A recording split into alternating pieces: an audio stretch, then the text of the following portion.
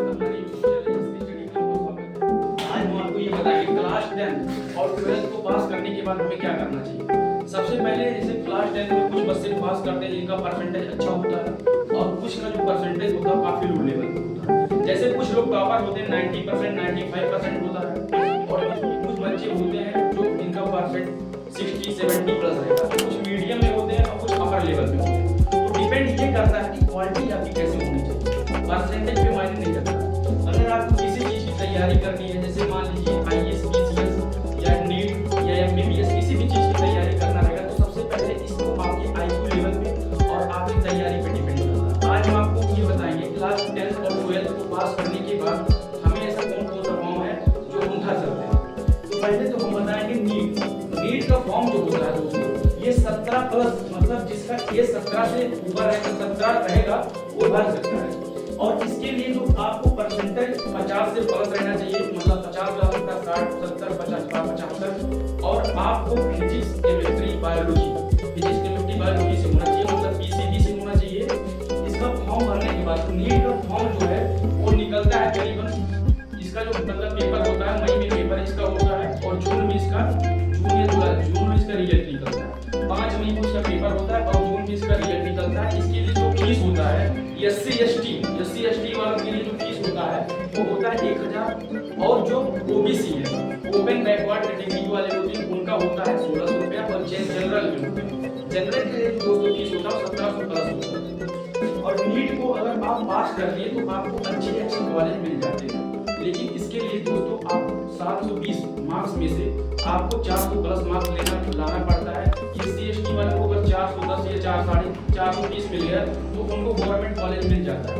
और जो जनरल वाले होते हैं उनको 500 प्लस लेना पड़ता है।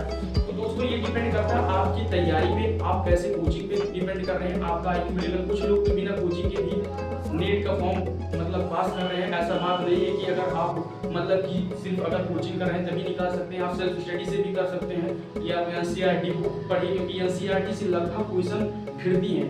लगभग हम बता रहे हैं 2014, 15, 16, 17 जितने भी पुराने बैच के क्वेश्चन है आप उनको पढ़िए। इसके बाद एनसीईआरटी सॉल्व करिए और जो मतलब टीचिंग की जो आप कोचिंग कर रहे हैं उनको भी सॉल्व कीजिए।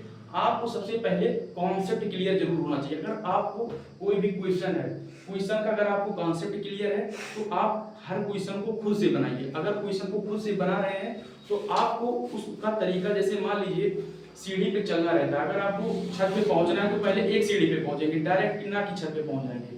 तो ठीक आपको सवाल जो टीचर पढ़ा रहा है उसको खुद से लगाइए। इसके बाद उस सवाल को 3-4 बार खुद तैयारी करिए। दूसरा हमारा है नेवी जो है मौके पे इसका जो है 4 साल का कर दिया गया है। नेवी का, अग्निवीर का, आर्मी का 4 साल कर दिया गया है।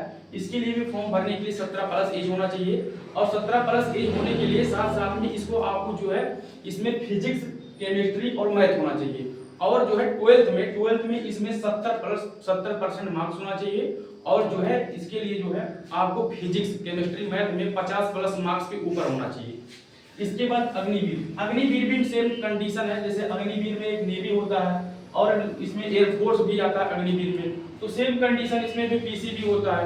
अग्निवीर वाले में जो आर्मी में होता है उसमें कोई भी हो, जैसे बायो वाले भी भर सकते हो, इसके बाद आर्ट वाले भी भर सकते हो। अग्निवीर में आप चाहे जिस ग्रुप से रहिए आपको भर सकते हैं अग्निवीर का फॉर्म, आर्मी वाला। उसमें जो है आपको 60% प्लस मतलब मार्क्स आना चाहिए। जो हाइट रहता है वो 170 होना चाहिए, 170 होता है। कहीं कहीं पे दोस्तों 172 ले लेता है, लेकिन मिनिमम 168 170 होता है हाइट। इसके बाद आरआरबी, ये रेलवे का एक पेपर होता है जो रेलवे वाले कराते हैं, ग्रुप डी वाले। इसमें जो आपका जो एज होना चाहिए वो होना चाहिए 18 प्लस होना चाहिए।